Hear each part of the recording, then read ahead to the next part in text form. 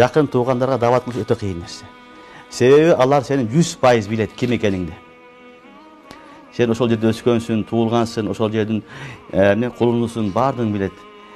Нени жегениң, нени ичкениң, жакшы, жаман бүт баарын билет. Башка жака барсаң, эч ким сени билбейт. Башка областка, башка жака барсаң, селдени кийип, ак көйнөктү кийип жүрсөң, фериштесиң. Туурабы? О, бир аулия келиптир дейт, фериштесиң. Ыйлап аяп койсоң, охо, бул чоң аулия экен дейт. Сен айылда эмне кылып жүргөн, буга чейин эмне жашоосу болгон, аны эч ким билбейт да. Туурабы? Ошон үчүн Аллах субхана ва таала ва анзир аширатакал акрабин. Себеп Расулуллах саллаллаху алейхи ва саллям иманга келгенге чейин, пайгамбарга чейинче эле үлгүлүү инсан эди. Чынчыл, адам затындагы канчалык жакшы сыпаттар болсо, бүт бардыгы имандан алдын эле бар эле. Баягы пайгамбарлыктан алдын эле бар эле.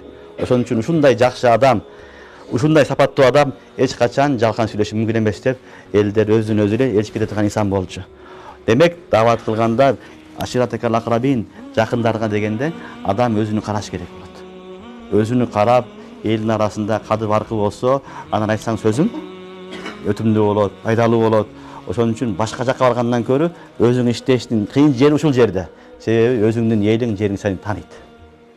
Кече эле мындай элең, мындай болуп калыпсың дейт. Туурабы? Кече эле биз менен жүрөт эле, эми өзгөрүп калыптыр дейт. Ошого чыдашың керек, башка болуш керек. Ал эми пайгамбар саллаллаху алейхи ва салламга өкүм кылган Алла таалам, ошол пайгамбардын коомундан ушул ишти алыш керек эле, дин таркатыш керек эле. Ва анзир аширатакал акрабин дегенде уламалар айтат. Ошон үчүн өзүңдүн жериңе барып иштешлик, өзүңдүн элиңде кыйыныраак болот. Себеби ал жерде сени көбү тоготпойт, көбү укпайт. Башка жакка барсаң болду.